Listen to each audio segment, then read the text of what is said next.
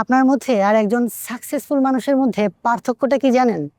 এই জিনিসটা যদি আপনি বুঝতে পারেন তাহলে আপনি বুঝে যাবেন কেন বছরের পর বছর আপনি একই জায়গায় আটকে আছেন।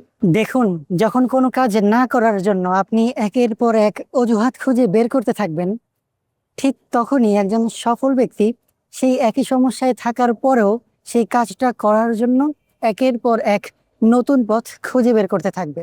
আর এটাই হচ্ছে একজন সফল ব্যক্তি আর একজন ব্যর্থ ব্যক্তির মধ্যে মূল পার্থক্য। পুরোটাই মাইন্ডসেটের খেলা।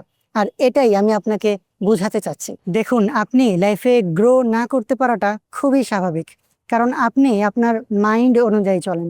আপনার মস্তিষ্ক আপনাকে যেভাবে চালায় আপনি সেভাবেই চলেন।